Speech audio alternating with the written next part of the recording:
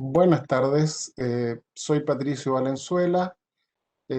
Muchas gracias por estar acá. Disculpen, esperamos 9, 10 minutos para la llegada de los rezagados. Estamos en verano. Fue una apuesta que hicimos de poder dictar este seminario en pleno verano, pero ha sido fantástica la inscripción de interesados. Les doy las gracias por estar acá, donde vamos a tener un espacio para poder presentar algunas conclusiones de estudios realizados de cara a poder entender este difícil año que termina, ¿verdad? Desde la mirada de la gestión de las organizaciones, desde la mirada del desempeño profesional, en una perspectiva muy amplia, lo que voy a hablar, insistir que no estoy tomando información de texto, sino que voy a trabajar con base en estudios que hemos desarrollado, estudios empresariales, también alguna colaboración con el Instituto Tecnológico de Massachusetts, del MIT, y en ese sentido voy a poder hacer una síntesis donde quizás algunos tópicos los repita. No vayan a creer que el profe está medio mareado, estoy medio perdido, no, en absoluto. Los repito intencionalmente, no entro en detalle cada vez, pero los menciono en cada oportunidad, dado que son aspectos bien importantes a tener en cuenta desde el punto de vista de la gestión empresarial, de la gestión de las organizaciones, sean estas públicas o privadas. Esto, la situación de COVID no hace distinción en términos de la naturaleza de las organizaciones. Dicho eso, vamos a trabajar en aquello. Solo mencionar que este seminario está auspiciado por el Diplomado de Control, de Planificación, Control y Gestión, un programa moderno que aborda muchas de estas temáticas, en el cual yo soy director, en el cual hemos podido conjugar lo mejor de los dos mundos, del mundo clásico del management, de la administración, en el punto de vista del control de gestión y estrategia, pero también hemos incorporado tópicos que la verdad me apasionan en lo personal y por eso acepté ser director, porque la universidad estuvo de acuerdo en poder hacer algo disruptivo, donde mostramos las nuevas tendencias como la agilidad en las organizaciones, donde también mostramos cómo gestionar cambios en organizaciones y poder abordar también la reinvención organizacional y la transformación que están sufriendo. Entonces combinamos ambas cosas. Así que estamos esponsoreados por el Diplomado de Planificación, Control y Gestión, del cual pueden pedirnos posteriormente información y estamos a su disposición. Y yo como director podemos agendar un día para conversar y aclarar sus dudas. ¿Ya? Veo varias personas conocidas, sean todos bienvenidos, los conocidos y también los menos conocidos. Así que un placer que podamos conversar. Voy a presentar durante aproximadamente 1 hora, 15 minutos, y después vamos a abrir la conversa para que puedan hacer ustedes preguntas, consultas. El chat está disponible, por favor. Yo no voy a ir contestando en la medida que aparecen las preguntas, sino que voy a ir al final. Eh, y probablemente también podríamos ir que si levantan la manito, poder abrir el audio para que puedan hacer la pregunta de forma verbal. No tengo ningún inconveniente en eso. Dicho todo aquello, espero que disfruten. Vamos a hacer una inmersión por las experiencias que nos deja este duro 2020, ¿verdad? Y no me atrevo a decir la post-pandemia, porque la verdad es que la pandemia por lo menos va a seguir dejando consecuencias en los próximos 8 meses, en que vamos a estar casi parecidamente igual. Eh, Muy brevemente, mi currículum: soy Patricio Valenzuela, mi formación original es químico en la Católica, soy magíster en dirección de empresas, tengo programas avanzados en management en la Penn State University y en Cornell. Tengo un postítulo y certificación en coaching con Newfield, soy discípulo de Rafael Echeverría, uno de los creadores del coaching, para los que no lo ubican a nivel mundial. También tengo un diplomado en educación superior, soy director académico de diplomados y profesor de posgrado en 3 universidades más. Y bueno, tengo algunos negocios personales y soy consultor de empresas en general. Ahí tienen mi LinkedIn, si quieren, para que conectemos en red, Patricio Valenzuela S. Un placer que estemos ahí. Y en Instagram y PBS son mis coordenadas, para que podamos conversar y estar en contacto. Vamos a ver la presentación que he preparado. Esta presentación tiene varios tópicos, tiene bastante texto en algunas partes, pero yo voy haciendo la síntesis. Básicamente estamos viviendo un contexto marcado por cambio climático, la urbanización que están teniendo las urbes a nivel global, la movilidad global. Pensemos que entre la aparición del COVID en China y su propagación mundial no pasaron 5 meses. Eso demuestra cómo hoy día lo que suceda en cualquier parte del planeta puede llegar a transformarse, ¿verdad?, en una tormenta global. Eso ya es un hecho, ¿verdad? Es como esa mariposa que dicen ahí, ¿verdad?, que mueve el ala y puede generar una tormenta. Bueno, aquí lo vimos en un lugar, en una urbe china. De ahí pudimos en 4 meses plagar el mundo de una contaminación brutal y feroz. El envejecimiento de la población es el otro gran tema que está ahí dando vuelta en este mundo que vivimos, donde lleva estos 4 elementos a que las pandemias o eventos perturbadores del sistema sean frecuentes y que tengan una frecuencia mucho más allá de lo esperado. Y lo que pretendo acá es muy humildemente compartir con ustedes algunos aprendizajes que no son recetarios. Si alguien vino para ver una receta, no voy a dar recetas porque me carga dar recetas, pero sí voy a marcar énfasis medulares en aspectos que creo que es importante que ustedes tengan con ustedes para su desempeño profesional. Eh, Estos 4 elementos que estoy mencionando ahí, ¿verdad?, nos llevan a tener que pensar que cada vez va a ser más probable que enfrentemos coyunturas como las del 2020. Y de esa manera tener claro que en las organizaciones no hay un pecado en que no se haya previsto esto, porque efectivamente no existía ninguna previsión posible al respecto. El gran tema es cómo gestionamos las consecuencias para no tener situaciones críticas, ¿verdad? Y tener siempre presente que en las organizaciones, en coyunturas como esta, van a haber villanos, van a haber víctimas y también van a haber héroes, que son situaciones que tenemos que cautelar porque no es el óptimo que se canalicen de esa manera los conflictos organizacionales ante hechos desconocidos. Y lo primero es hacer una definición. Para quienes han asistido a algún seminario mío anterior, esto lo digo bastantes veces. Los problemas tienen 2 tipos de naturaleza. Existen problemas que son de naturaleza técnica y existen problemas que son de naturaleza adaptativa. ¿Ya? Me pueden comentar en el chat, ¿quiénes de ustedes creen que el problema vivido en el mundo desde esta situación fue técnico?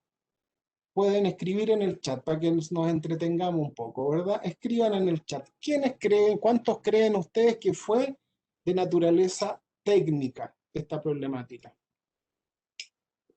Nadie escribe. Joaquín. Joaquín nos dice que no es técnico. Él dice que es adaptativo. ¿Quién más se la juega? ¿Quién quiere proponer su punto de vista?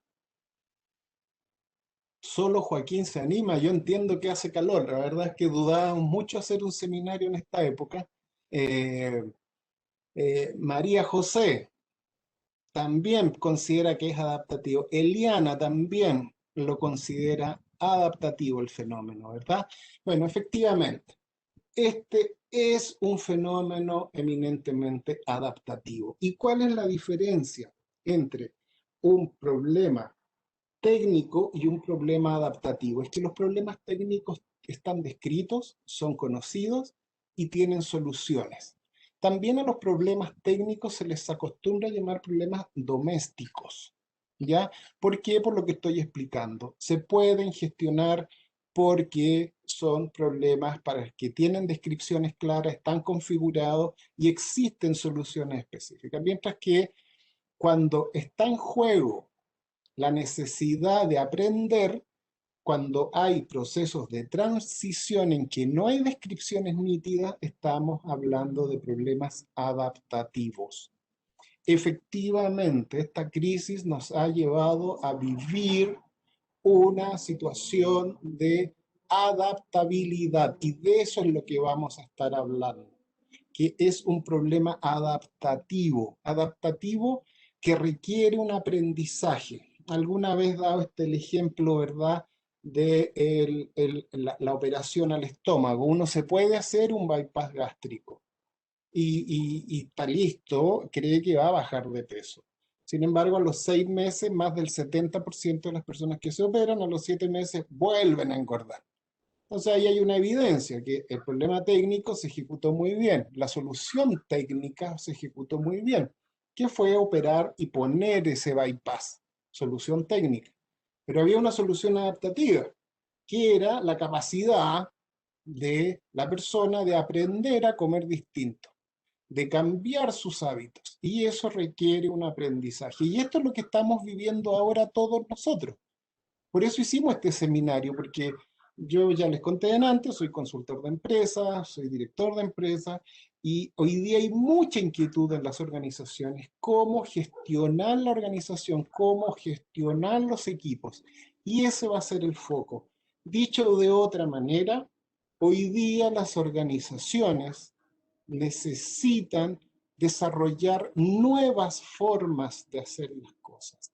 Y ese es el gran tema que está en el centro de la coyuntura en lo que es el management moderno, la administración moderna de organizaciones.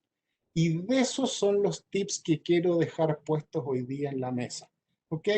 De que vivimos, y este es el diagnóstico, estamos viviendo una coyuntura que nos presenta quizás el más grave problema adaptativo que hemos vivido en los últimos 100 años.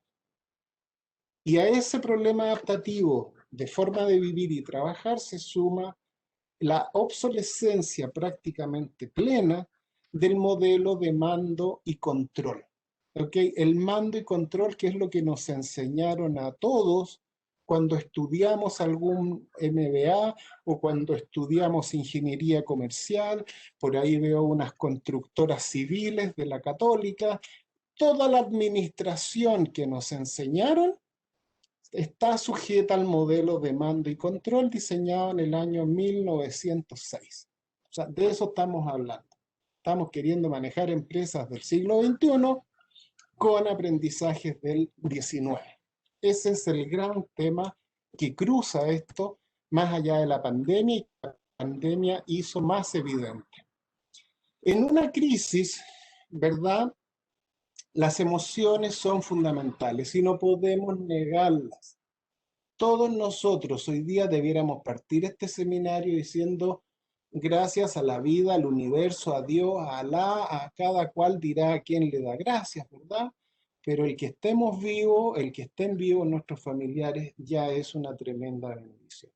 Y ante eso hemos estado nerviosos, hemos estado temerosos, seguimos estándolo hasta que no nos vacunen, ¿verdad? Porque detrás del ser humano cognitivo que somos está nuestra gestión emocional. Entonces, ante esta crisis, la mayor parte, y se han hecho estudios, demuestran que en las organizaciones más del 90% de los colaboradores, de los empleados, vivieron miedo en esta coyuntura. Y de ese 90%, aproximadamente el 80% estimaba que esto iba a terminar muy mal para ellos y por lo tanto generaba una energía negativa muy compleja para la organización. Y desde ahí se construían escenarios apocalípticos que, lejos de motivar a la organización y lejos de construir resiliencia y lejos de construir factores como los que voy a mencionar en un instante más, por eso no se vayan, sigan ahí, porque vienen varios conceptos bien interesantes y disruptivos, ¿verdad? Entonces, ¿cómo enfrento esto? ¿Cómo enfrento en mis colaboradores sus miedos? miedos que también son míos como director de la empresa, miedos que son tuyos como jefe. Si aquí nadie tenía la solución y todavía las soluciones no son de libros ni están escritas porque vamos avanzando con el ritmo de los tiempos. ¿Qué fenómenos se han observado? El primero es este concepto de la gestión multimodal o la gestión híbrida. Ya la gestión híbrida, multimodal, que mezcla, ¿verdad?, de gestión presencial y gestión digital. En esta presentación yo les voy a mostrar qué muestra la evidencia de los estudios prácticos, qué debería hacerse presencial y qué debería hacerse digital en la gestión laboral cotidiana. Así que van a poder ver eso al final de la presentación. Lo pongo intencionalmente al comienzo para que así nadie se me vaya, para que lo pueda, llegue hasta el final y vea esa parte, ¿verdad? El segundo elemento que se ha detonado como fenómeno es gestionar con agilidad, gestionar con sincronía. ¿Cómo logramos ir al ritmo si estamos funcionando con mecanismos asincrónicos de trabajo? Asincrónicos quiero decir, hoy día trabajamos conectados online, como estamos en este minuto, pero luego tus equipos siguen trabajando desconectados y no estamos online. Entonces hay una cosa sincrónica, asincrónica, que transforma la gestión en una cuestión totalmente diferente. El otro elemento que se ha detonado en este periodo es la aceleración del fenómeno de la transformación digital. Pero aquí fíjense que el costalazo ha sido grande. Y todos los estudios muestran como evidencia que el error que han cometido muchas organizaciones es creer que la transformación digital era un fenómeno técnico, que eran muchas decisiones de naturaleza técnica que había que tomar, y no se dieron cuenta que en realidad aquí lo fundamental eran las personas. Y las personas tenían que conocer la tecnología, tenían que entender el cambio de la organización, porque para aquellos que creen que transformación digital es que los papeles se transformen en digital, eso no es realmente una transformación digital. Entonces, ha habido conciencia que había un factor crítico que eran las personas. ¿Cómo logro que las personas de la empresa entren a una gestión y entren amigablemente y con disposición a colaborar en una transición de esta naturaleza para poder llegar a tener una transformación digital como es del caso? Conozco grandes organizaciones, importantes organizaciones, donde les puedo decir que están muy confundidas porque efectivamente ya tienen toda la máxima tecnología, pero a la gente no la tenían preparada para poder desarrollar esos procesos. Entonces ahí es donde tenemos que entender de qué manera abordamos la transformación digital para que sea un proceso en que las personas no estén fuera. No es tema de esta presentación, probablemente voy a hacer un seminario sobre el tema de transformación digital y las personas, pero eso va a ser prontamente, no lo voy a entrar ahora a ver en detalle. El otro tema es las redes de posibilidades, cómo se construyen en las organizaciones redes de posibilidades para poder gestionar esta crisis. Las empresas, los ejecutivos estaban muy acostumbrados a dirigir su empresa entre cuatro paredes. Hoy día el tema de la vinculación de las empresas con su entorno es un tema crítico. Hoy día se habla cada vez más fuerte que hemos entrado en una nueva etapa a nivel mundial, ¿verdad?, donde las empresas juegan roles sociales. Y hoy día se habla de las empresas sociales, que son estas empresas que se insertan en sus entornos. Soy muy cercano a la industria salmonera por diversos motivos. Y conversaba con un ejecutivo de una salmonera y me decía, mira, Pato, en tal lugar, que no voy a dar su nombre, nuestra salmonera le da empleo a casi el 70% de los pobladores, de los habitantes de ese villorrio. Entonces le decía, wow, o sea, tú eres consciente que probablemente el gerente de ese cultivo marino de salmones, quizás la segunda persona más importante de la comuna después del alcalde.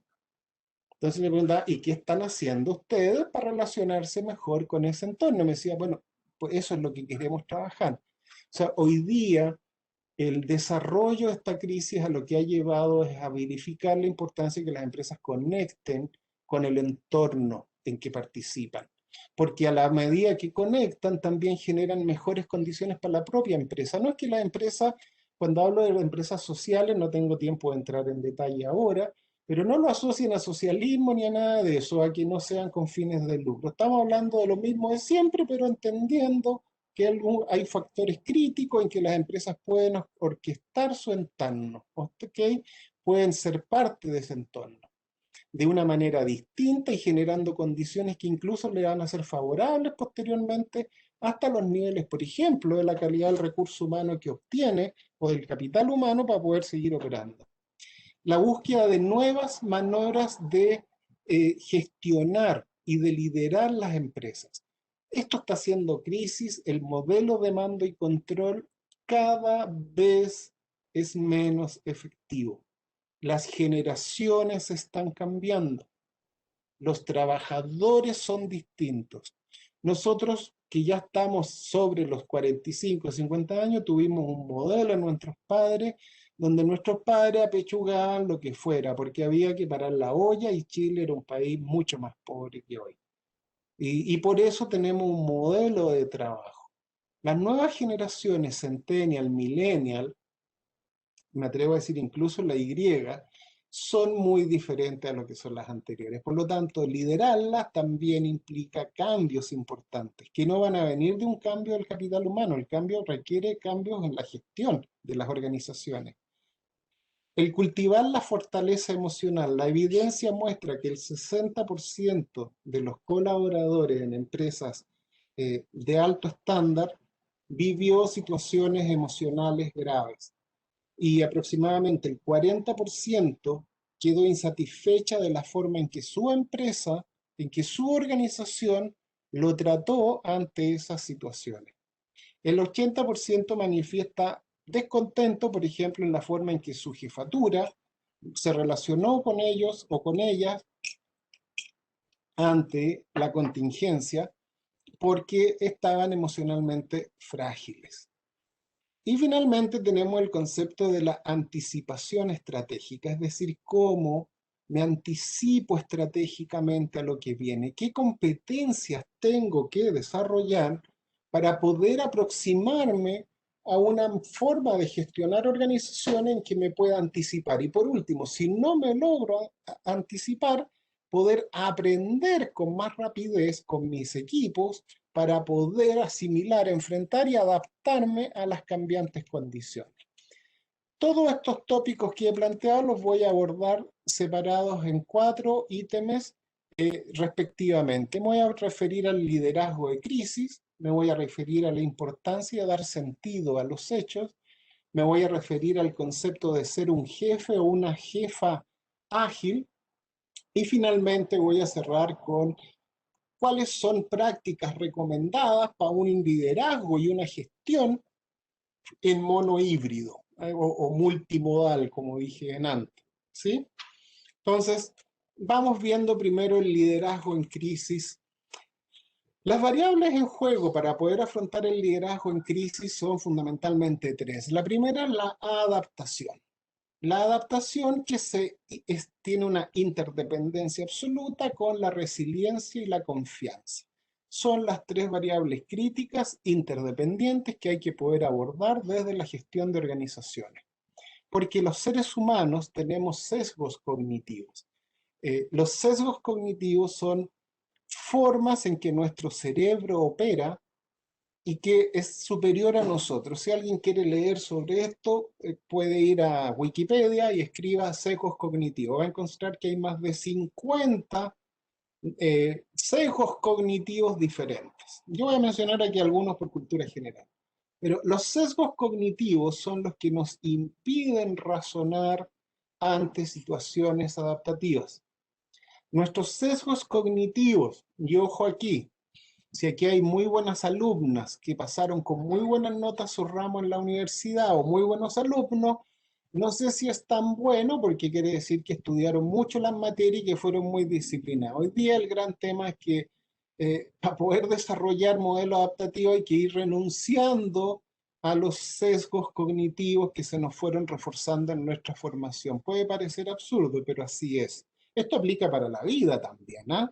Tenemos sesgos cognitivos para enfrentar la vida en pareja, tenemos sesgos cognitivos como enfrentamos nuestra vida como padre, como madre.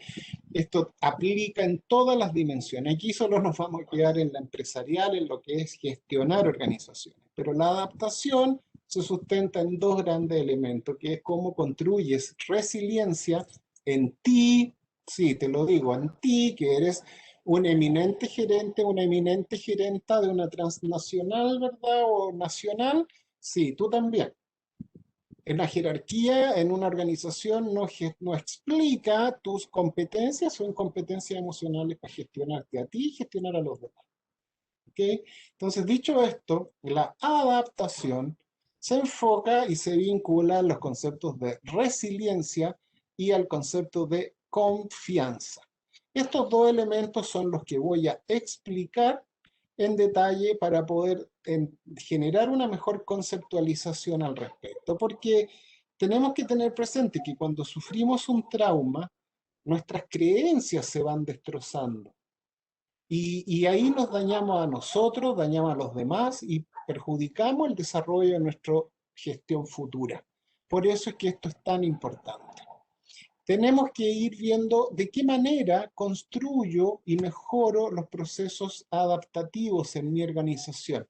Para adaptarse, tienes dos opciones: o lo miras desde el lado negativo y te atormentas, o te la juegas buscando elementos positivos.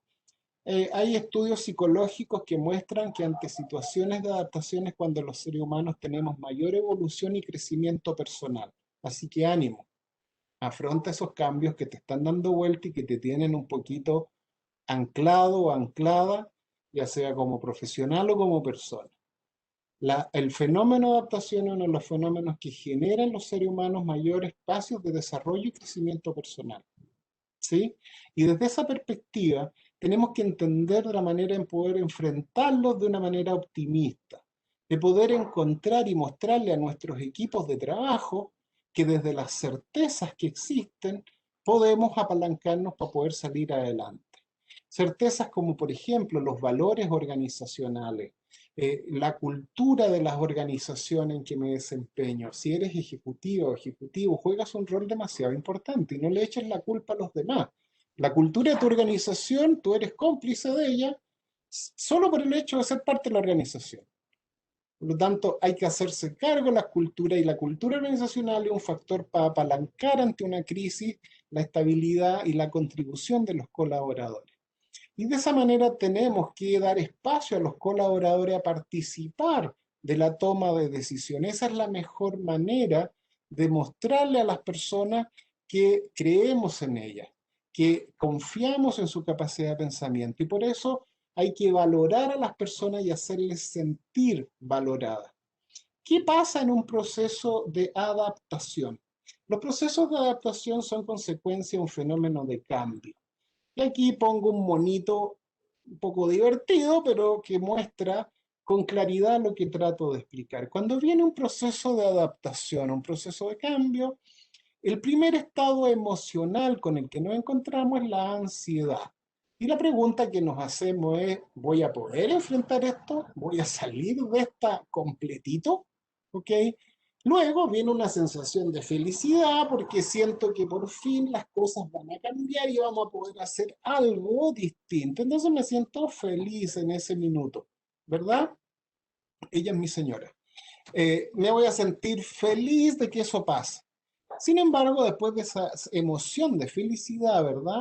Me empiezo a preguntar, ¿qué impacto va a tener esto para mí? ¿Qué va a dejar la secuela de este COVID para mí? ¿Cómo esto del teletrabajo, etcétera?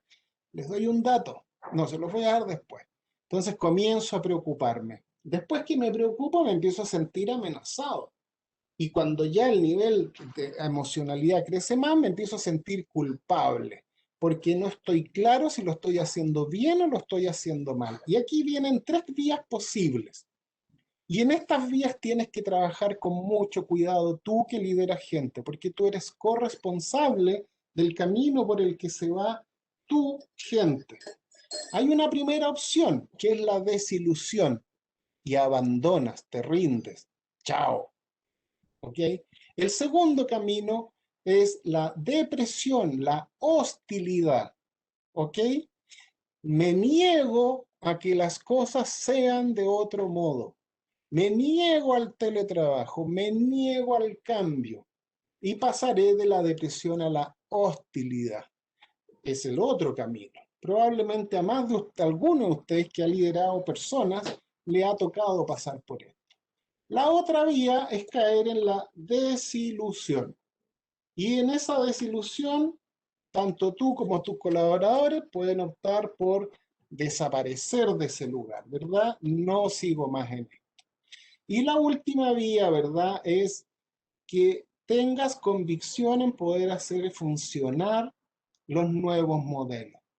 Entonces, aquí entramos en el elemento clave. ¿Se acuerdan? Hablaba yo de adaptación arriba y abajo hablaba de resiliencia y confianza. Entonces, aquí es donde voy a hacer un esfuerzo por mostrar esto bien. Es decir, una vez que con generar confianzas y desarrollar la resiliencia de mis equipos, voy a lograr que salgan de ese valle peligroso, valle que tiene más componentes emocionales que cognitivas. Por eso, una vez me pasaba con un ejecutivo de una importante empresa y me decía, pero Pato, bueno, yo no soy psicólogo. Me están pidiendo que poco menos que yo sea el psicólogo de mi gente. Y yo estudié una carrera técnica dura. Entonces yo le decía, flaco, pero es que este es el camino. O sea, el tema es que nos formaron desde lo técnico y para lo técnico y no para poder gestionar personas. Y ese es el tema. Mientras más arriba estás en una organización, más responsable eres de administrar personas, es decir, el fenómeno adaptativo, y cada vez menos eres responsable lineal del fenómeno técnico, porque lo técnico lo van a hacer tu gente, tus colaboradores. Entonces, eso es el punto crítico de esto. La resiliencia. La resiliencia, ¿verdad? Fundamentalmente es cómo nos fortalecemos ante la adversidad, cómo en vez de enfrascarnos y caer sumidos en el, en la negatividad de las cosas, ya les decía, el 80% de las personas de las organizaciones, en una muestra de 1000 organizaciones, se fue al lado negativo. Entonces, ¿cómo mostramos a la organización la forma de hacerlo para poder desarrollar nuevas competencias y habilidades? Y ahí hay una manera de entrenamiento, ¿verdad? Que implica enfocarse en 3 dimensiones. Primero es construir fuerza mental en tus equipos, es decir, poder mostrarle que los hechos no son tan negativos como los están percibiendo y desde ahí cuestionar las creencias que hemos construido a partir de aquello. Entonces, las creencias y los hechos son los que no necesariamente tienen un calce perfecto. La pandemia era la pandemia, pero es una opción personal cómo yo enfrento esa problemática. Uno no puede cambiar los hechos, pero sí uno puede cambiar la manera de interpretar y hacer sentido de los hechos. Y eso es lo que hay que trabajar con los equipos, es construir su fuerza mental, dialogar sobre las cosas que están pasando y desde ahí buscar una interpretación de los acontecimientos desde lo positivo, desde las oportunidades que se plantean, y no sumido en mis creencias negativas que me llevan a hacer sentido de esa manera. Esto para la vida, no me puedo cambiar de tema, pero es crítico. Toda tu vida has venido mirando tus acontecimientos de vida de una manera. Si los empiezas a mirar distinto, quizás te vas a dar cuenta que en la medida que tú cambias tu perspectiva para analizar tu propio ser y tu propia vida, tus creencias pueden irse abajo y puedes construir nuevas creencias que te llevan a nuevos hábitos. El segundo elemento es construir fortalezas propias. Fundamentalmente, esto radica en no enfocarse en las debilidades de las personas. Es mucho más potente enfocarse en las fortalezas de las personas que en las debilidades. Si una persona, sus fortalezas, y para esto hay test, para esto hay metodología, por favor, no se hagan la idea que estoy hablando aquí cosas súper esotéricas. Para estas tres cosas hay metodología de entrenamiento. No es teoría, no es filosofía. ¿Cómo uno puede desarrollar las fortalezas, construir un cambio optimista en las personas, trabajando desde sus fortalezas y no desde sus debilidades? En la medida que identifico las fortalezas de mi gente, desde sus fortalezas les voy planteando desafíos para que puedan trabajar en aspectos que los hagan más robustos profesionalmente, de tal manera que las debilidades se vayan neutralizando desde la forma de sus competencias. Ejemplo, puedo tener una persona que es tímida, que se inhibe ante el trabajo. Entonces, esa es, quizás podríamos decirlo, una debilidad, pero puede ser que su fortaleza sea el desarrollo de informes de altísimo estándar.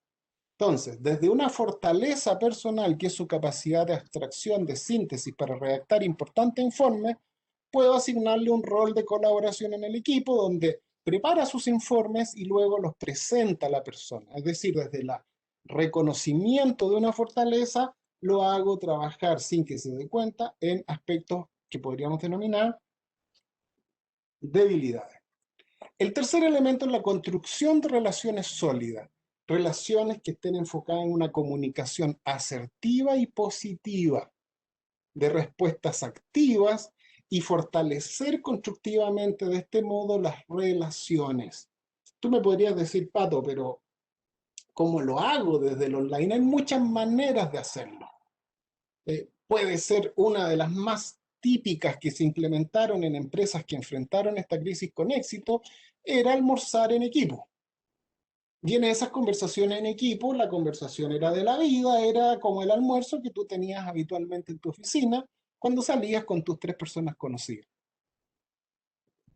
Las empresas exitosas no perdieron esas prácticas y lo hacían de todas maneras online y con normas claras de poder fortalecer el relacionamiento y la gestión emocional grupal colectiva. Dicho estas tres cosas, tener claro que la llave del reino es el optimismo y para allá no nos podemos rendir. Y la resiliencia se puede identificar bajo tres modelos. Uno que es el modelo activo constructivo, donde la actitud es una actitud de apoyo auténtico y entusiasta. El otro es el modelo pasivo constructivo, donde el apoyo es lacónico. El otro es el pasivo destructivo, donde la actitud de la persona es ignorar lo que está pasando. Y finalmente tenemos el activo destructivo, que es la actitud ante las cosas es indicar los aspectos negativos del suceso. Para no latear, aquí les tengo un ejemplo. El soldado Martínez le dice al soldado González, me ascendieron. Bueno, un activo constructivo le diría, o una activa constructiva le diría, excelente. ¿Cuáles son tus nuevas responsabilidades? ¿Cuándo empiezas? ¿Qué te comentó el capitán sobre por qué merecías un ascenso? Mientras que un pasivo constructivo le diría, oh, qué bueno. Un pasivo destructivo le diría, recibí un email chistoso de mi hijo, mira, escúchalo. ¿Sí? Lo evade, cambia tema. Y el activo destructivo le dice, sabes que no te van a aumentar el sueldo y que vas a tener que sacrificar gran parte de tu tiempo libre. Aquí tienen la manera de poder hacer sus cuadrantes. Es una metodología simple. Podrían dar ustedes los 4 cuadrantes y empezar a poner ahí cómo se comportan, cómo se expresan, mejor dicho, cómo se expresan sus colaboradores. Y dependiendo cómo se expresan, pueden empezar a construir planes de acción para trabajar con ellos. Y no es que sea psicóloga, no es que sea psicólogo. Es que si tuviste la bendición en tu vida de llegar arriba en la organización, cada vez, repito, eres más importante desde la gestión adaptativa que desde la gestión técnica. Finalmente tenemos la confianza como el otro gran pilar, ¿verdad? La confianza es el eje del trabajo colaborativo y cooperativo entre las personas. Para esto hay que evitar hacer promesas, hay que evitar cosas genéricas, hay que ser concreto y cumplirlas. ¿Ya? E involucrar a los equipos en la toma de decisiones para poder demostrarle a las personas que creo en ellas, creo en su desempeño, creo en sus capacidades, que más allá del COVID y todo lo negativo que está pasando, cuentan con mi confianza, cuentan con mi respaldo. Y para esto, ¿verdad? Como aquí hay hartas personas, estuve mirando los inscritos y su perfil, hay hartas personas técnicas, me animé a poner una ecuación. La ecuación de la confianza para gerencias y jefaturas. Bueno, la confianza es la suma, ¿verdad?, de la credibilidad más la confiabilidad más la intimidad. Estas tres variables se dividen, en el denominador está la orientación al yo. ¿Qué es la credibilidad y la confiabilidad? Fundamental, la credibilidad y la confiabilidad, si se fijan, tiene que ver con aspectos cognitivos, con aspectos racionales, mientras que la intimidad está más vinculado a aspectos emocionales. ¿Qué es la credibilidad? Es lo que sabemos y lo que decimos, es decir, es nuestro desempeño, ¿ok? Es cómo expresamos nuestros conocimientos. La confiabilidad muestra nuestras acciones, nuestro actuar, lo que hacemos a partir de lo que decimos y sabemos. Y la intimidad tiene relación con la seguridad psicológica.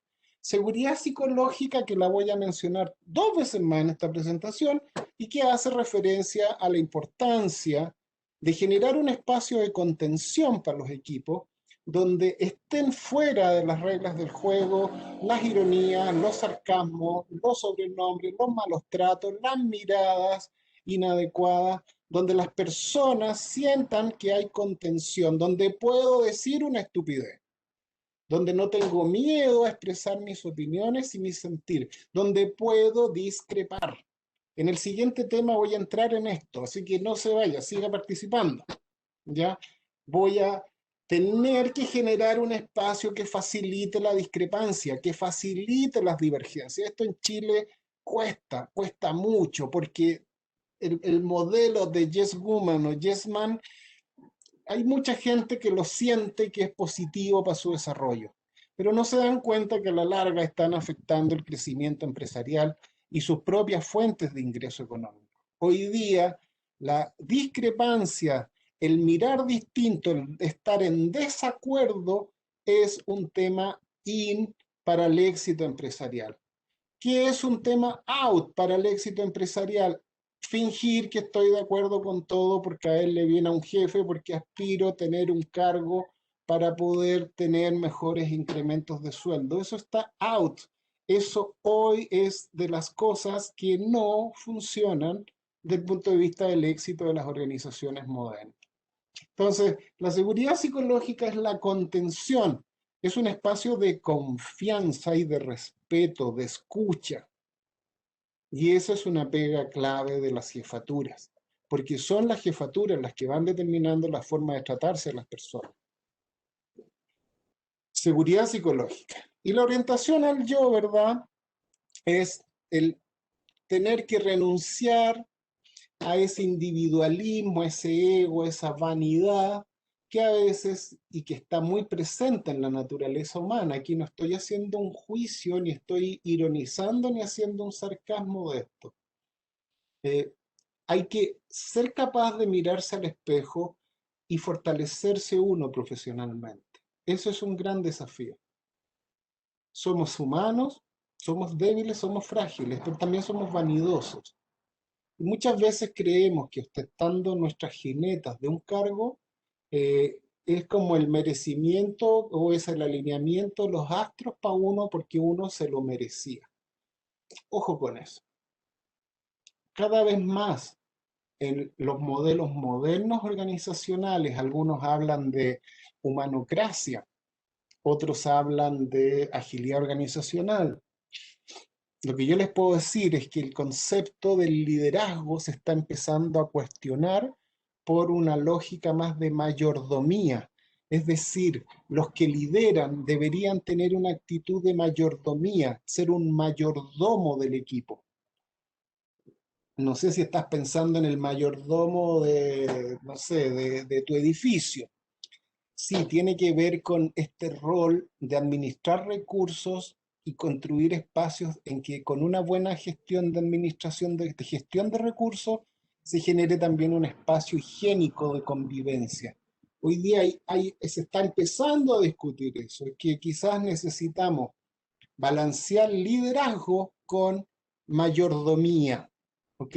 Como una nueva lógica. Efectivamente, Joaquín, Gary Hamel es el autor del libro Humanocracia, si alguien lo quiere leer, lo acaba de publicar, es profesor de Harvard, él fue profesor mío, una de las personas que más me inspira intelectualmente, y se vienen grandes revoluciones, y esas grandes revoluciones no vienen por aprender ecuaciones, no viene por aprender ecuaciones, ¿sí?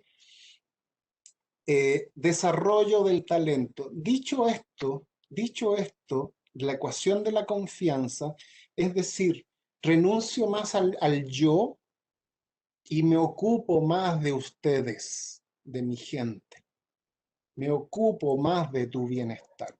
Y esto no tiene que ver con filantropía ni con idealismos. Y miren lo que les voy a decir.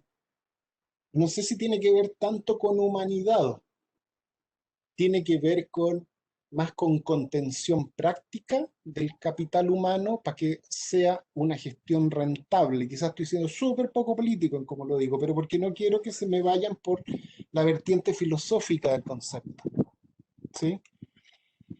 Si logro construir confianza, si avanzo en la resiliencia, voy a poder construir el cambio. En vez de andarme quejando que los demás no cambian, puedo yo empezar a gestionar esos cambios. Y desde ahí lograr el desarrollo del talento de mi capital humano. Si ustedes me preguntan, discúlpenme si ha sido mi comentario, yo creo que en esta crisis he conocido varios ejecutivas y ejecutivos por labores de consultoría. En el fondo no eran sus capacidades cognitivas ni su dominio del negocio lo que les complicó.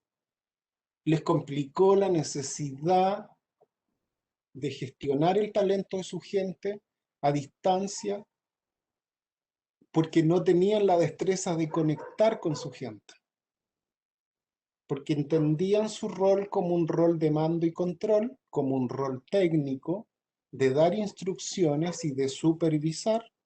Por eso al final les voy a mostrar una matriz tremendamente interesante, así que el que se va no sabe lo que se pierde. Es el estado de arte, lo más moderno que pude obtener para hoy día.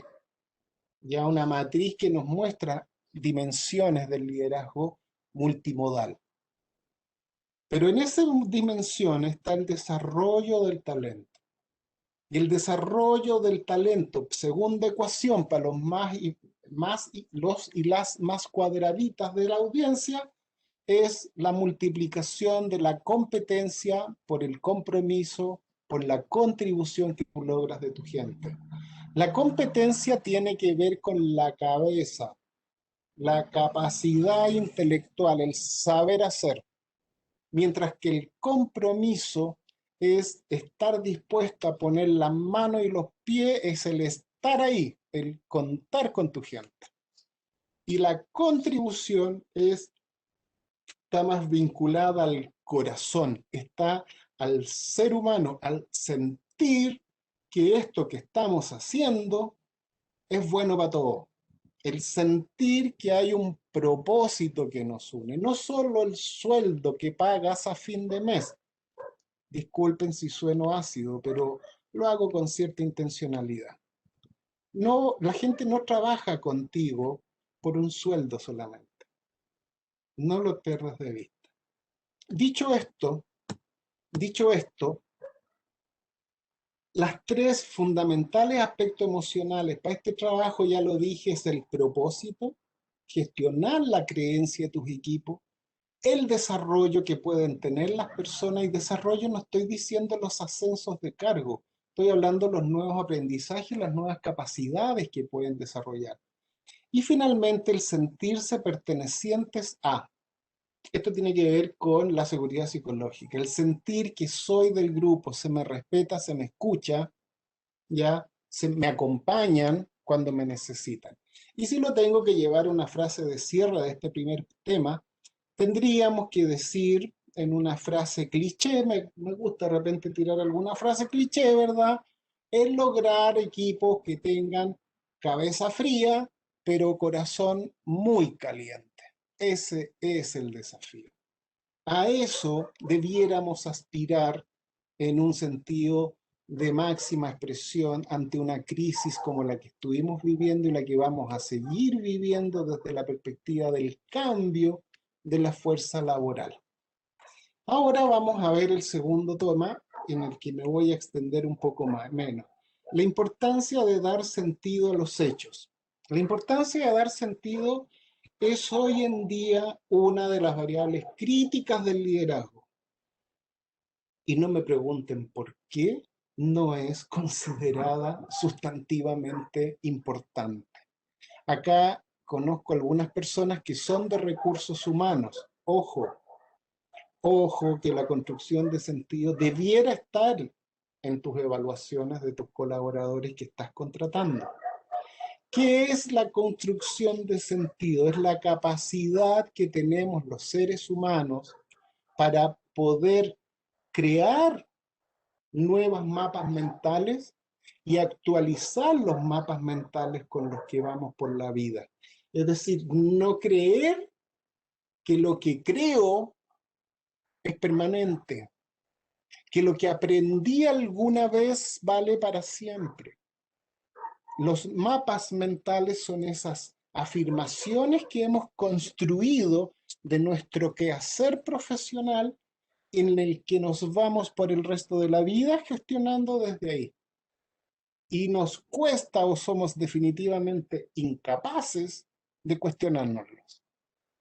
Y eso nos impide la gestión profesional, la gestión ejecutiva. Y en mundos volátiles como el que hoy día estamos viviendo, la construcción de sentido es un factor crítico de éxito.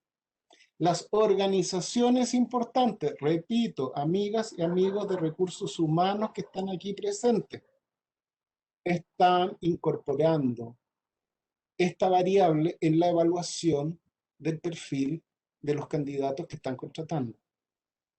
¿Ya? Crear sentido significa poder analizar la información disponible. Significa escuchar a los que piensan más distinto a uno, adentro o afuera de la empresa. No tienes por qué encerrarte en tu empresa. Construye redes, conecta hacia afuera. Empresa social. Eso es parte de una empresa social. Conectar para afuera. ¿Ok? Reunir posiciones dispares. Y desde ahí poder construir en equipo nuevas miradas para poder gestionar e interpretar lo que está pasando. Ninguno de nosotros es competente para construir una nueva forma de hacer las cosas a solas, entre cuatro paredes, por muy gerente o gerenta que seas. Por lo tanto, tengo que generar un espacio de escucha y de colaboración. Y por eso es tan importante que entre la gente que trabaja contigo no andes buscando aquellos con los que te es más fácil convivir. Ese es uno de los errores que no se debiera cometer en este mundo moderno de la gestión ejecutiva. Es busca gente muy distinta a ti, que en tu equipo sean muy diferentes a ti. De tal manera vas a enriquecer la capacidad de construcción de sentido en negocios, en las organizaciones.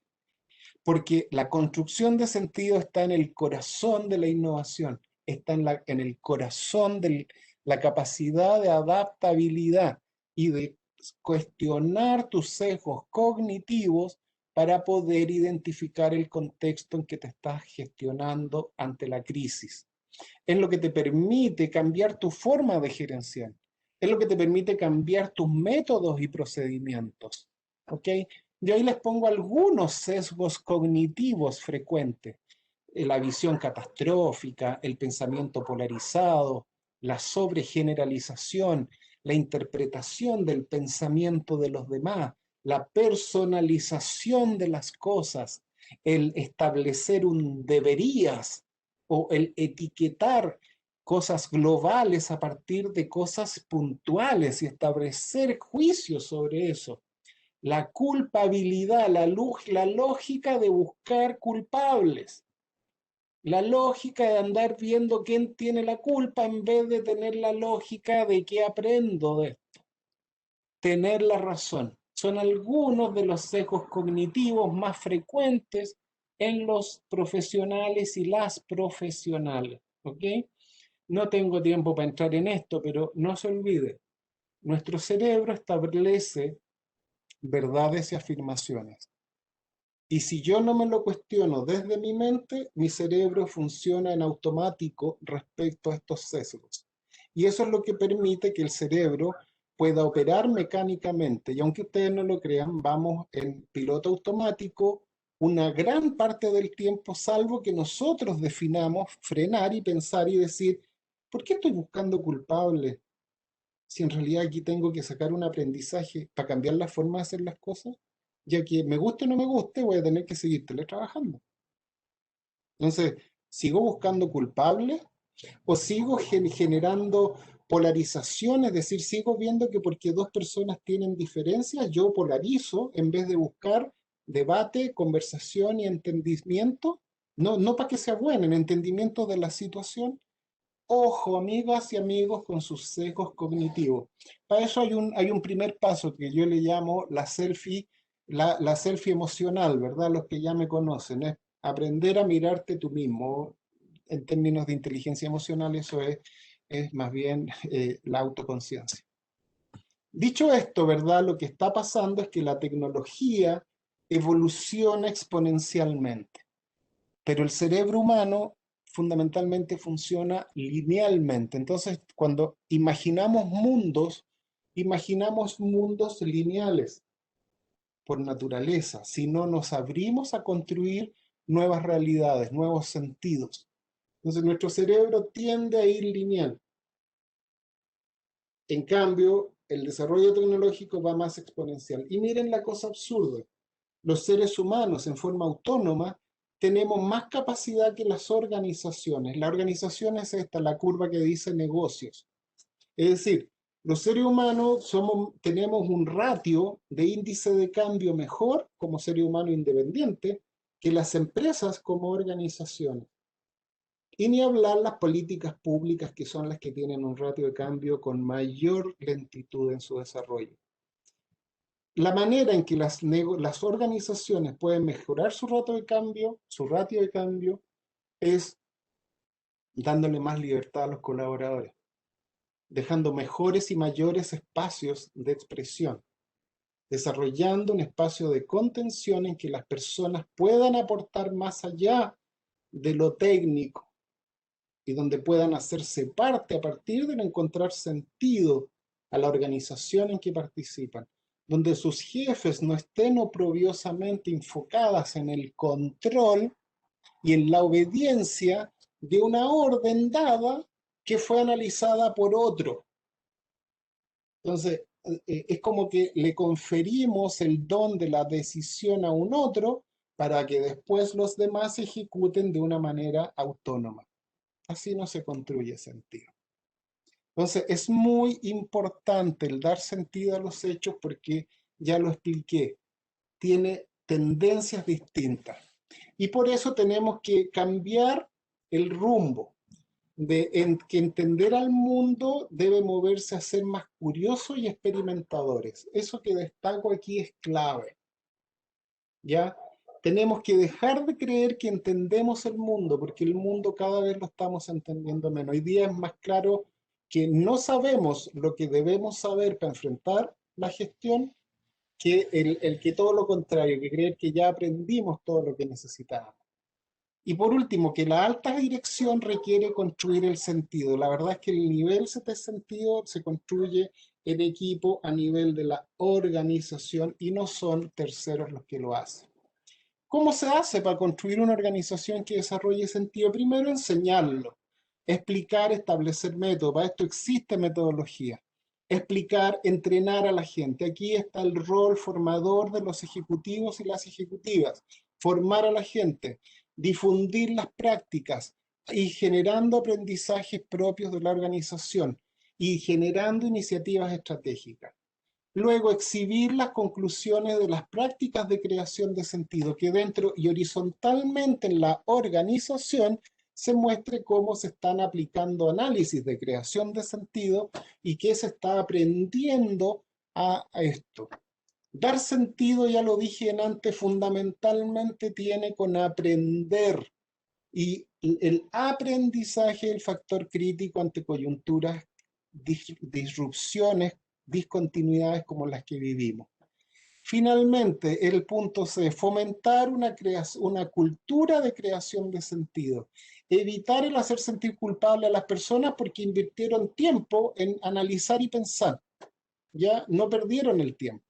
Construir una cultura que no se sientan tontas las personas porque se preguntan entre sí si hicieron la búsqueda de sentido o qué aprendieron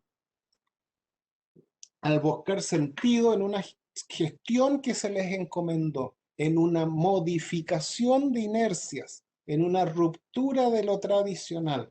¿Ok? Y ahí es como hay que cultivar y animar a las personas. Porque desde ahí se llega a un desafío crítico, que es el pensar con agilidad. El pensamiento ágil tiene que ver con generar los espacios para su desarrollo. No puedes pretender que tu equipo se adapte y cambie si tú eres responsable como tu equipo ha estado trabajando hasta ahora. Tienes que hacerte cargo que esas cosas que te quejas de tu equipo, de alguna manera tú eres cómplice de que tu equipo sea como hoy día es. Y en la medida que las organizaciones, esto se está haciendo tangible, las organizaciones están pudiendo despegar, incluso con mucha más potencia que antes. ¿Ok? La seguridad psicológica es un factor crítico para hacer sentido. ¿Ok? Y para eso ya dije, hay que dar contención a las personas. Hay que generar espacios de aprendizaje, que las personas puedan aprender, puedan gestionar, que propongan nuevos mapas mentales, que propongan nuevos entendimientos de la realidad, porque no hay una sola realidad, la realidad es diversa dependiendo de quien la observa.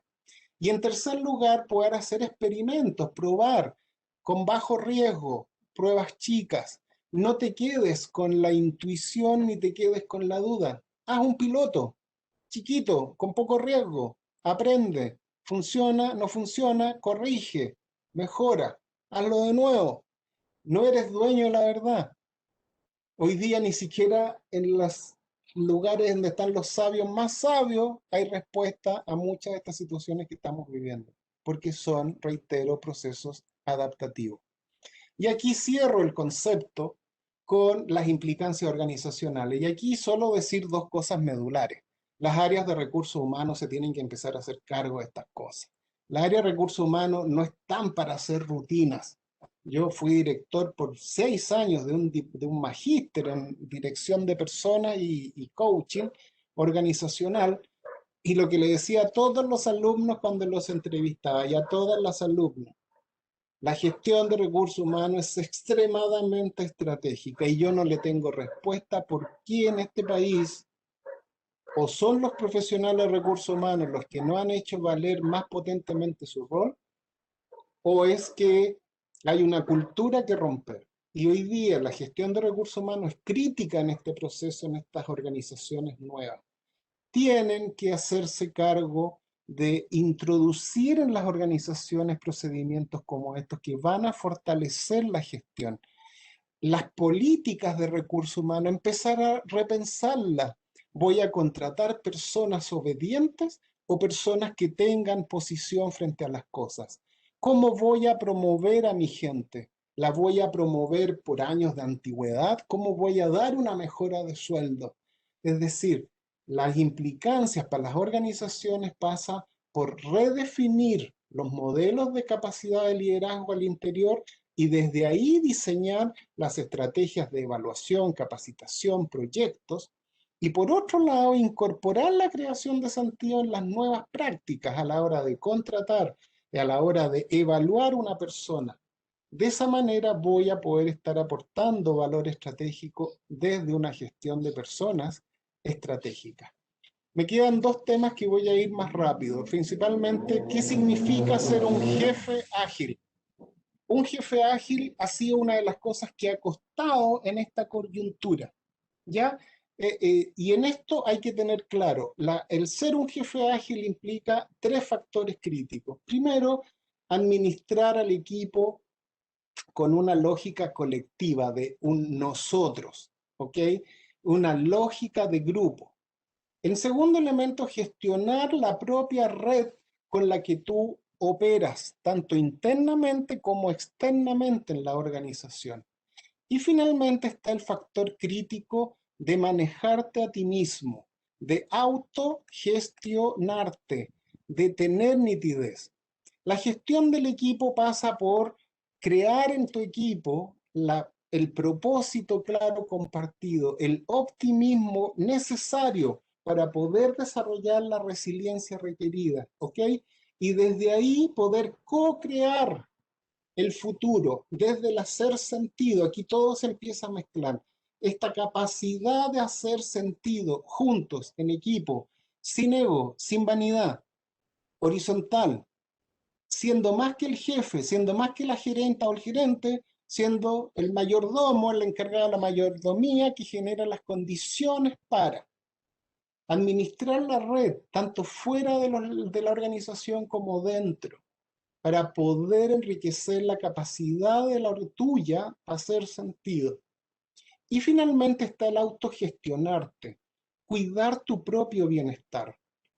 Corre, camina, haz bicicleta, eh, cuídate, ten una vida armoniosa, porque el liderazgo se construye de adentro hacia afuera y los líderes en esta coyuntura no es que sean más valientes que sus colaboradores, es que tienen que sobrellevar su emocionalidad de una mejor manera para poder cuidar la emocionalidad de los que colaboran con ellos.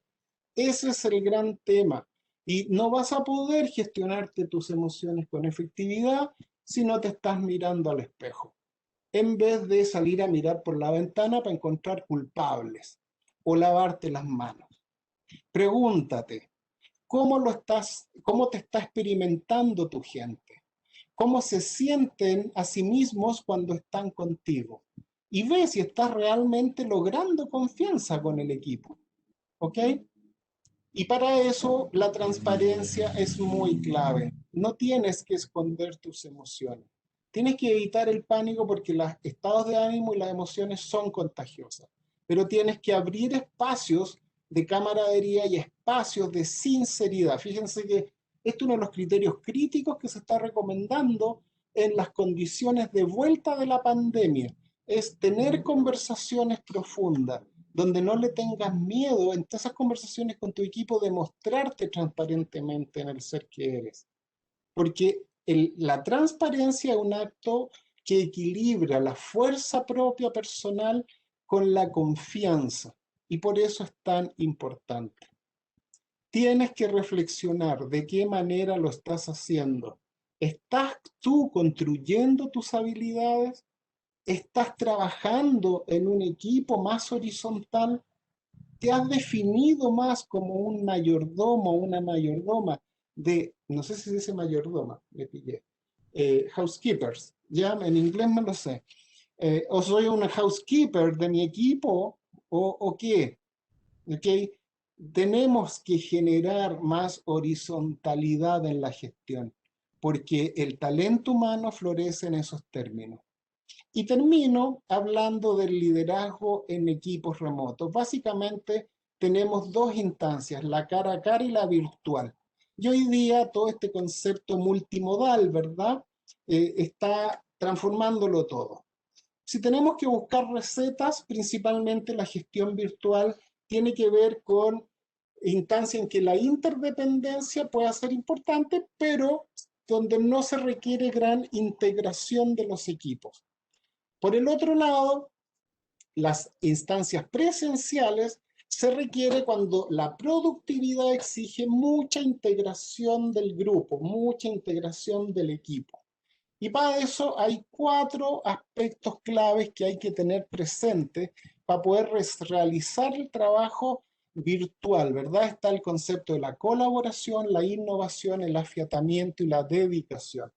Básicamente la colaboración tiene que ver con colaborar, coordinar contenidos, tiene que ver con la construcción de un entendimiento de relación y confianza. En otras tareas complejas está la dedicación, que proviene de un propósito compartido, sentir parte de una comunidad que está trabajando por un logro y tener oportunidades de crecimiento personal, ¿verdad? La innovación es otro aspecto que virtualmente es difícil gestionar y porque requiere lluvias de ideas, requiere integración, requiere resolver conflictos fruto de distintos puntos de vista en la fase creativa. Hay una etapa que se llama el roce creativo o la tensión creativa, que es cuando se está en proceso de generar nuevas ideas y nuevas formas. Y eso es muy difícil hacerlo online. Finalmente está el afiatamiento, ¿verdad? Que es cuando se integran los equipos, se integran las culturas y por lo tanto hay que buscar una manera de estabilizar aquello y esto requiere tiempo en las fusiones de organizaciones, por ejemplo.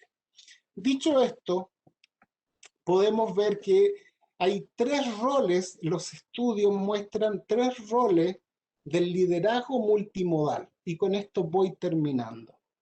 El liderazgo multimodal, los estudios que se han hecho han mostrado que los líderes organizacionales, los jefes, eh, los que ya me conocen de antes, para los que no me conocen de antes, repito que para mí, siempre lo digo, el líder es una cosa, jefe es otra. No todos los jefes tienen liderazgo, ni todos los líderes tienen perfil para ser jefes. Entonces, ahí está el punto.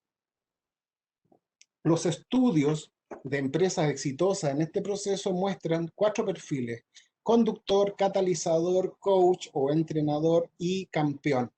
Básicamente, el conductor es aquel que hace las tareas como un orquestador de la sinfonía, es un orquestador de los procesos, es una instancia en que entrega la información, eh, fija las metas, establece las condiciones de trabajo, discute la forma en que se van a desarrollar las cosas. El catalizador se involucra ya cuando es un perfil, cuando hay más interdependencia, ¿verdad? Y ahí por lo tanto tendrá que estar catalizando, acelerando el trabajo colectivo. ¿Quién es el campeón? Básicamente es una persona que está construyendo alianzas y que está generando condiciones para que sus equipos puedan trabajar con efectividad. Yo para poder hacer esta charla, hay una persona que probablemente está acá con nosotros que se llama Lorena y ella se la jugó con TI y con no sé quién más, porque para que ustedes sepan, la Universidad de Chile en estricto rigor está de vacaciones. Ella actuó como campeona, generó las condiciones con TI, con allá, con acá, para que Patito Valenzuela pudiera estar hoy día con ustedes y ustedes con nosotros, ¿verdad? Y les agradecemos mucho. El campeón.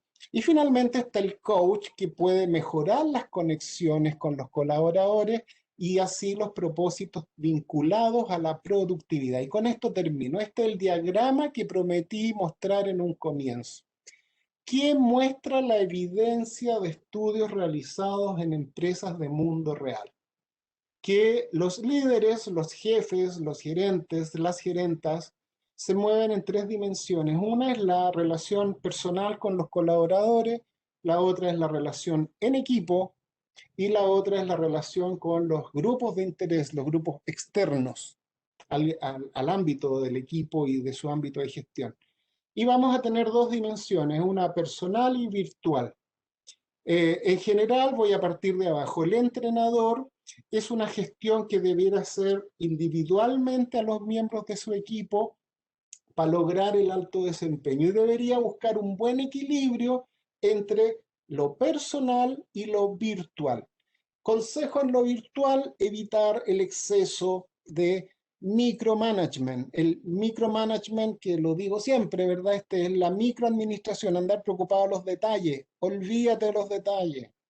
No te importe si tu gente trabaja más o menos horas al día. Te tiene que importar si gestionan los resultados esperados. Si trabajaron menos horas al día y lograron sus resultados, feliz, porque quiere decir que tus colaboradores están felices. ¿Ok? Entonces, el entrenador tiene que ser muy cauto en fijar las condiciones. Lo que es virtual, fijar las normas del trabajo virtual, horarios, criterios, estándares. Luego, el catalizador se recomienda más en gestiones con el equipo y que sea personal para estimular la colaboración y la innovación. El conductor deberá trabajar más en el mundo virtual y asegurar que los equipos trabajan bien juntos y existe una armonía de trabajo. Mientras que el campeón tendrá que usar las dimensiones personales y virtuales con los grupos de interés externos que le dan soporte o que se vinculan ya sea con la organización o con su propio equipo de trabajo. Y desde ahí poder ir balanceando las distintas instancias. Espero que les haya gustado, que les haya sido útil esta conversa, porque un tema central que va a vincular esto es la necesidad de que los líderes construyan y mantengan conexiones de confianza con sus colaboradores. Millón de gracias. ¿Qué les parece si vamos al chat para atender preguntas y consultas? Voy a dejar de compartir. Ahí estamos. Estoy 200% para ustedes para que en el chat me escriban sus preguntas o si levantan la manito, hacerlas conversadas.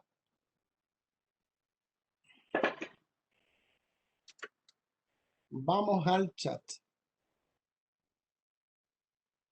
Un segundo, estoy yendo al chat. Joaquín pregunta, ¿el bienestar es el gran desafío del mundo empresarial? Sin lugar a dudas. Creo yo que si tú me preguntas, uno de los críticos aprendizajes que dejó esta crisis es la necesidad de humanizar las organizaciones. Yo personalmente creo que estamos migrando de un mundo de organizaciones sobretecnificadas a organizaciones un poco más humanas, donde las personas sientan más sentido de estar ahí, sin lugar a dudas. Y lo que dejó en evidencia también esta crisis es la fragilidad en la gestión emocional de los colaboradores por parte de las jefaturas, los altos ejecutivos y las propias empresas en muchas ocasiones, sin duda. El tema se está moviendo en esa dirección. Doris le está compartiendo ahí en el chat el brochure, por lo que veo. ¿Alguna otra consulta?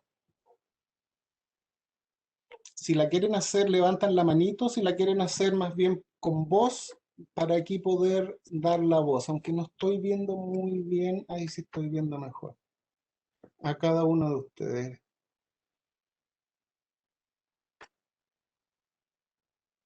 No veo que nadie quiera preguntar nada. Me preocupa. Quiere decir que o estuve demasiado mal y no se entendió nada. O me expliqué yo muy mal. ¿Alguna otra duda, consulta? Gonzalo. Hola, Gonzalo, nos vimos. Gracias, igualmente. Gracias por estar acá. Eh, lo que les puedo reiterar, eh, hay que ser optimista, muy optimista, en términos de lo que está pasando. Yo trato de ser un optimista por definición, eh, y somos la generación del cambio.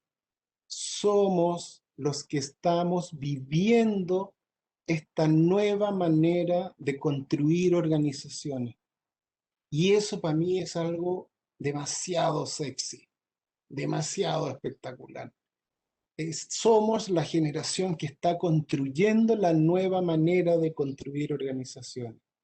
Y eso es lo que hoy día en las universidades y en todas partes hay que hacer apostolado. Yo esto que hago lo veo como un apostolado. El diplomado, que diseñamos, entra en esa profundidad y es casi emocionante poder ver a los alumnos cuando dicen, oye, venía a hacer un diplomado y terminé casi medio que transformando, ¿ok? Me di cuenta que yo no soy, tengo que dejar de cuestionar que mi equipo es malo, porque si mi equipo es malo tiene que ver con cómo yo lo estoy haciendo.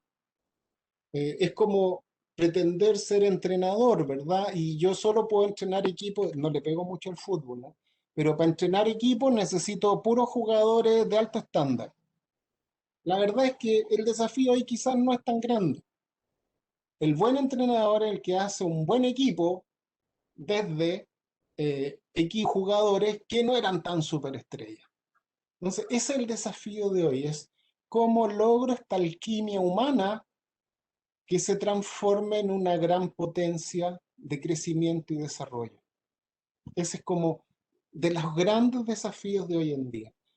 La gente que acá está, las personas que están de recursos humanos, eh, tomen ese desafío.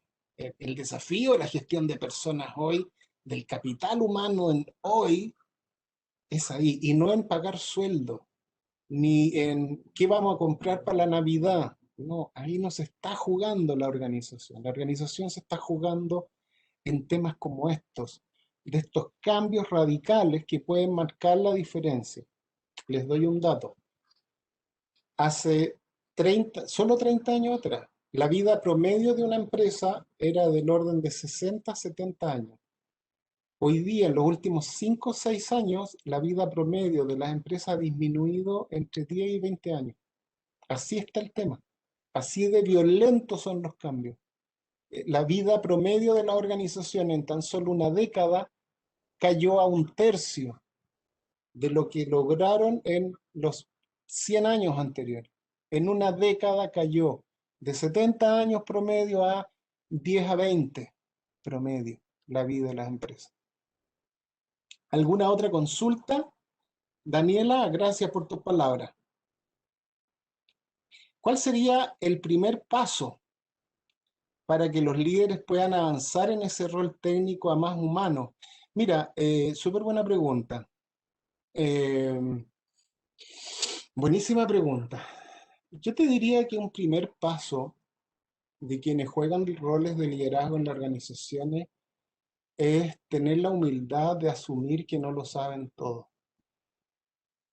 Y es hacerse cargo que con todo lo que sepan, tampoco es suficiente, porque lo más probable es que toda esa formación sólida que hemos tenido eh, nos sirve para lo técnico. El gran tema es que la transición que hoy vivimos no es técnica, es adaptativa. Entonces sobrevaloramos las decisiones técnicas y eso nos puede llevar a cometer grandes errores empresariales. Grandes errores empresariales. Yo les puedo decir, discúlpenme que sea autorreferente, pero yo tengo 25, 26 años como director de empresas. Eh, y yo me di cuenta después de 18 años que efectivamente tenía una tremenda debilidad que era esto que les estoy contando. Y por eso me metí a estudiar coaching y me certifiqué en coaching. Y me apasiona más que el coaching a nivel personal, me apasiona el coaching como un fenómeno colectivo, organizacional. Pero habemos unos que nos damos cuenta de lo frágiles que somos, a pesar de que hayamos ido a las universidades y todo lo que dice nuestro currículum, pero somos frágiles. Y en la medida que eso lo empezamos a irradiar, eso empieza a generar fuerza en las organizaciones, amigas y amigos. Y requiere un cambio, porque Chile es un país donde el autoritarismo ha sido una cuestión que está, estoy hablando aquí desde lo sociológico, no de lo político, pero Chile ha sido un país muy, muy vertical. Y el mundo de las organizaciones exitosas modernas es más horizontal. Entonces, tengo que aprender a estar más al servicio de que estar capacitado para mandar a. Y tengo que estar dispuesto a escuchar a mi gente, porque lo más probable es que en ellos radique el factor crítico de éxito de las decisiones que tomemos juntos, porque ellos son los que están más cerca de tus clientes. ¿Alguna otra pregunta? No sé si la contesté con claridad. El camino es largo y la reticencia al cambio también es grande, sin lugar a dudas, y es por eso que hay que estar dispuesto a recorrer este camino, pues si es más fácil dedicarse a criticar y victimizarse. pero mientras no te salgas del rol de víctima, no vas a poder estar gestionando con accountability, con un sentido pleno los resultados. Entonces la invitación es a deja de victimizarte, el locus de control, el cambio parte por ti. Si tu organización tiene falencias y tú estás en la parte alta de la organización, deja de cuestionar y hazte cargo. Y si tu organización tiene falencias y estás más abajo, también deja de cuestionar. Y si crees que no hay por dónde, ándate. Pero busca espacios donde sientas que vas a poder construir los cambios que tu organización requiere para el éxito y para el bienestar. Si al final del día aquí estamos hablando de poder perdurar en el tiempo y poder cumplir con el rol social de las organizaciones desde el crecimiento de las personas y todo lo que esto implica. ¿Alguna última pregunta? ¿Les parece? Estamos cumpliendo la promesa de haber estado juntos 1 hora y media, considerando que partimos 10 minutos tarde. No hay más preguntas.